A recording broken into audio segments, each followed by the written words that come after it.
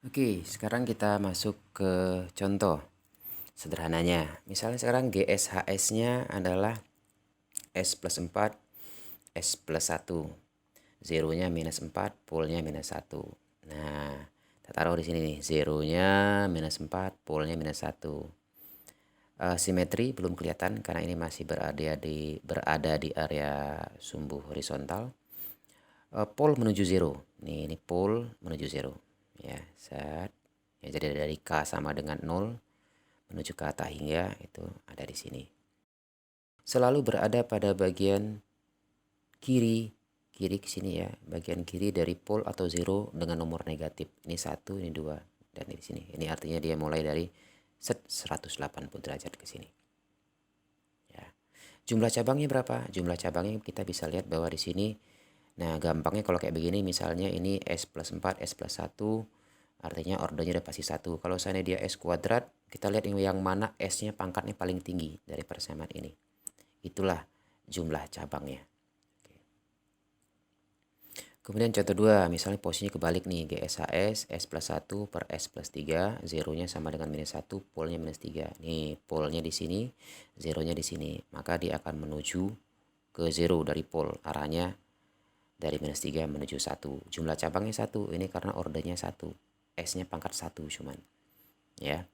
Kemudian lokus di sebelah kiri pol atau zero ganjil. Jadi lokusnya nih, lokus atau pol atau zero. Lokus berada di sebelah kiri pol atau zero nomor ganjil nih 1, 2, berarti dia di sini. Set, berarti di sini nih. Ya. Gitu.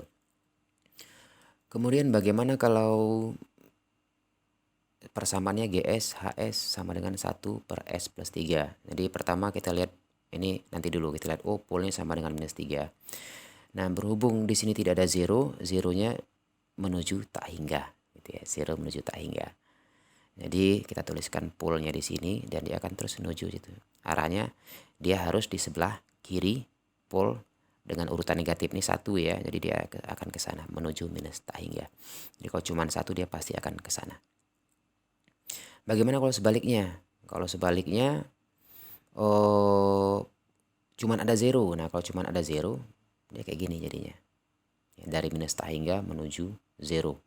Dan selalu berada di sebelah kiri pol atau zero GSHS dengan nomor urutan negatif. Oke. Nah, sekarang kita masuk ke contoh khusus. Contoh khusus ini yang kemarin sempat ditanyakan. Bagaimana jika GSHS-nya adalah S plus 3 dikalikan dengan S plus 4 per S plus 2 dikalikan dengan S plus 1. Nah, zeronya minus 3 dan minus 4, polnya minus 2, minus 1. Nah, sketsa root lokusnya akan jadi seperti ini. Ya. Kenapa jadi seperti ini gitu ya? Mengapa dia harus circular? Ya, harus circular ya karena root locus pada saat kasus ini dia tidak akan berbentuk garis lurus atau apalagi root locus tidak akan pernah overlapping, melingkar-lingkar kayak benang kusut. Jadi kita lihat di sini dulu. Jumlah cabang adalah order closed loop. Order ini aja lah. Ada kita lihat yang mana ini S kuadrat ya, S plus 2 dikali S plus 1, S kuadrat plus 3S plus ini. Kemudian ini juga S kuadrat, maka ordernya sudah pasti 2, maka jumlah cabangnya 2. Ya, artinya ini dalam gambar ini atau sketsa ini cabangnya itu ada 2. Kemudian arah itu dari pol menuju zero. Ini arahnya ini pol, set bergerak menuju zero. Ya, dan harus simetris. Nah, sekarang aturan yang penting bahwa lokus atau root dari closed loop system pada sumber real ini ya, pada sumber ini selalu berada pada pol atau zero GSHS dengan urutan nomor negatif. Ini 1, 2, 3, 4 ini kehapus ya. Artinya dia berada pada posisi ini dan tidak akan ada di posisi ini, sama sekali tidak ada. Ya, kemudian dia akan lanjut di zero nomor 3 ini menuju ke minus 4. Ya. Dan aturannya bahwa pol harus menuju zero. Dan ini tidak bisa dia misalnya di sini ya saya contohkan nih tadi ya, ini saya contohkan, dia nggak mungkin kayak begini ya, nggak mungkin kayak begitu. Kemudian dia tidak mungkin kayak begini baru nyampe ke sono, nggak mungkin gitu ya. Jadi memang, jadi kalau seandainya kita masukin satu-satu dia akan bentuk, nah dia akan selalu ada conjugate-nya, kemudian sini akan selalu ada pasangannya, dan dia tidak boleh ada di area ini. Intinya dia nggak boleh ada di area ini ya, dia ada di luar area sumbu real ini, sesuai dengan aturan nomor 4 tadi bahwa pole dari closed loop itu berada di sebelah kiri pole atau zero GSHS dengan urutan nomor negatif. Jadi ini 1, ini 2, ini 3, ini 4. Jadi dia ada di sini, tapi dia nggak ada di sini. Karena itu aturan, kita katakanlah nggak boleh ada di sini. Gitu ya. Kemudian ini 3, artinya dia ada di sini. Ini 4, berarti di sini nggak ada, cuma ada ini. Kemudian aturan pole dia harus menuju zero. Pole harus menuju zero. Dan itu dia nggak akan set lurus, nggak akan overlap, dan dia akan berbentuk sirkular. Ya, dia akan berbentuk sirkular. Ups, salah ya, ini kurang rapi, kita rapikan sedikit. Dia akan berbentuk sirkular.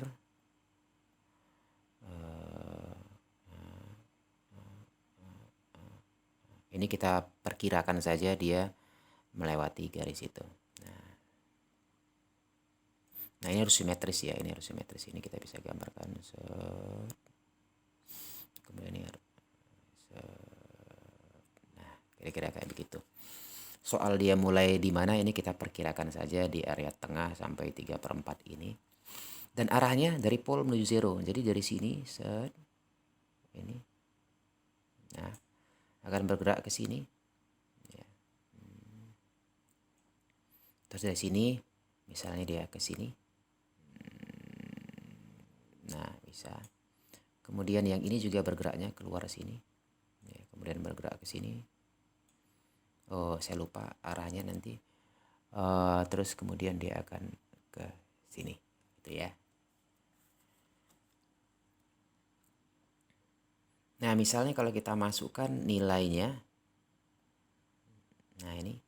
Misalnya, nih, ini persamaan karakteristik tadi. 1 plus KGSHS sama dengan 1 plus K S plus 3, bla bla bla. Nah, ini kalau kita kali-kalikan, sehingga persamaan menjadi seperti ini. Ya, S plus 2-nya kita pindahkan ke sini. S plus 2 kali S plus 1, K kali S plus 3, S plus 4. Nah, sehingga kalau nilai K-nya misalnya nilai K-nya 0, maka S-nya sama dengan minus 2, minus 1. Kalau K-nya 0,1, 0,2, 0,3. Nah, misalnya di sini K-nya 1, maka dengan menggunakan quadratic equation kita dapat S-nya sama dengan minus 2,5 plus minus. Nih kelihatan dia simetri. Ada conjugate dari bilangan kompleks. Minus 2,5 artinya sumbu realnya minus 2,5. Kemudian sumbu imajinernya di 0,8.